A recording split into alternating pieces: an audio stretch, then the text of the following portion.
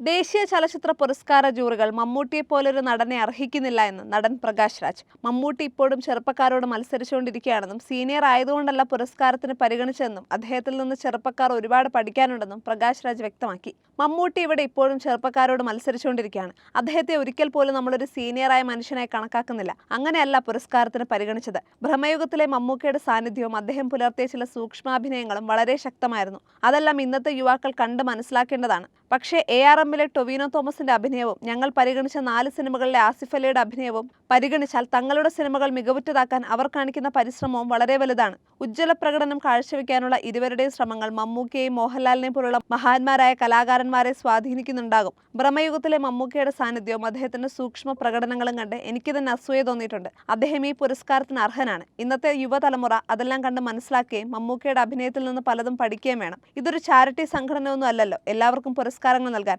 പ്രസക്തിയുള്ളവർക്ക് നൽകുക, അതാണ് ചെയ്യേണ്ടത്. ദേശീയ ചലച്ചിത്ര പുരസ്കാരങ്ങൾ വിട്ടുവീഴ്ച ചെയ്യപ്പെടുന്നു എന്നല്ല ഞാൻ ഉദ്ദേശിക്കുന്നത്. കേരള സർക്കാർ എന്നെ ഇങ്ങോട്ട് വിളിച്ച് അനുഭവ പരിചയമുള്ള ഒരാൾ പുറത്തുനിന്ന് വേണമെന്ന് ആവശ്യപ്പെട്ടപ്പോഴും ഞങ്ങൾ ഇതിൽ ഇടപെടില്ല, നിങ്ങൾക്ക് സ്വന്തമായി തീരുമാനമെടുക്കാൻ സ്വാതന്ത്ര്യമുണ്ട് എന്ന് പറഞ്ഞപ്പോഴും എനിക്ക് സന്തോഷം തോന്നി. കാരണം ദേശീയ പുരസ്കാരങ്ങളിൽ അത് സംഭവിക്കുന്നില്ല. അവിടെ ഫയലുകളും കെട്ടുകളും അവാർഡ് നേടുന്നത് നമ്മൾ കാണുന്നു. അത്തരത്തിലുള്ള ഒരു ജൂറിയും അത്തരത്തിലുള്ള ഒരു ദേശീയ സർക്കാരും മമ്മൂട്ടി അർഹിക്കുന്നില്ല എന്നാണ് എനിക്ക് പറയാനുള്ളത് എന്നാണ് പ്രകാശ് രാജ് പറഞ്ഞത്.